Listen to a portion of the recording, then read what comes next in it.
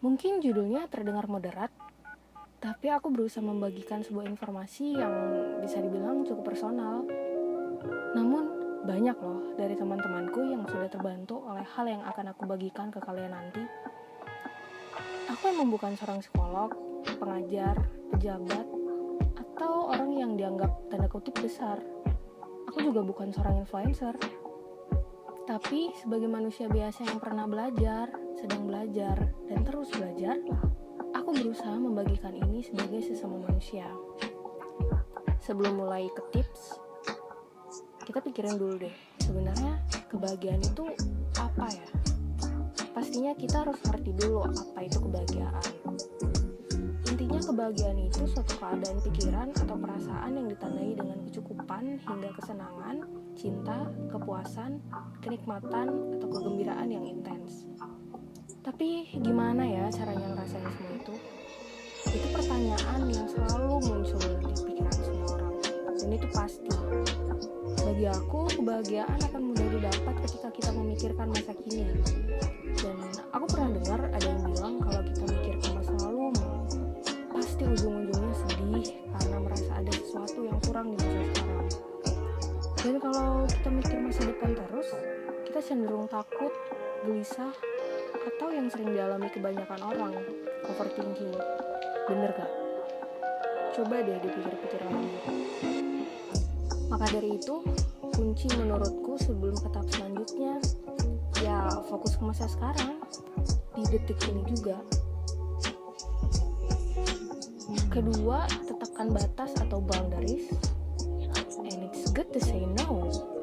Hal ini menjadi salah satu kunci untuk merasa bahagia loh. Artinya, berani menolak dengan berkata tidak kepada hal-hal yang kamu rasa benar-benar tidak ingin kamu lakukan. Dan juga, kamu juga merasakan sebuah paksaan dari berbagai hal. Menurut riset sains juga, intuisi manusia itu akurat loh.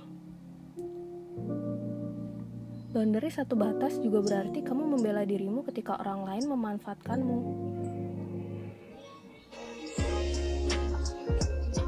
Simpel kan? Nah, sekarang berusaha deh jangan jadi orang yang kayak tadi.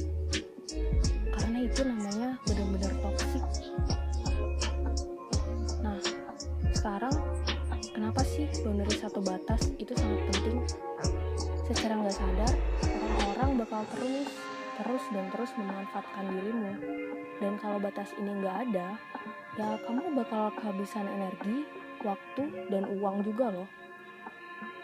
Kamu juga nggak usah berpikir panjang, kayak, aduh ntar kalau suatu saat aku yang susah gimana? Gimana kalau mereka nggak mau temenan sama aku lagi? Oh, no. No. No, no, no, no, no, no, no, no, no, no, no, no. No, no, no, no. Don't think. Ketika kamu sedang sangat ingin merasa bahagia dan nggak tahu caranya gimana, terkadang eskapisme itu sangat membantu loh. Ini terbukti karena musik memberi pengaruh besar bagi gelombang otak karena beatnya sesuai dengan detak jantung manusia. Hal ini akan berpengaruh ke mood. Dan mulai dari sekarang, coba deh kalian bikin playlist lagu yang sekiranya bangkitin mood.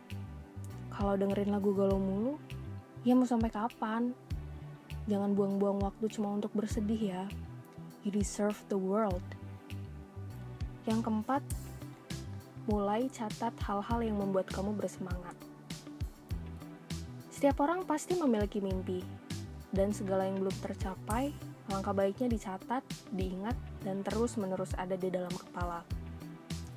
Beberapa dari kalian pasti ingin tinggal di dunia idamannya, ingin menjadi orang-orang hebat, dan beberapa ingin berada di sini. Ketika kamu punya mimpi, emosi dalam diri akan terbentuk, dan hal itulah yang akan membantu merasa bersemangat dan antusias dalam hidup. Dan ketika mimpimu terwujud, bahagia pasti mengikutimu. Namun, ingat sesuatu, whatever for you, stays for you. Dan yang terakhir, singkat aja ya. Ketika kamu mencintai apa yang kamu punya, artinya kamu punya segalanya. Intinya, cintai apa yang kamu punya sebelum kehidupan mengajarimu untuk mencintai apa yang telah hilang.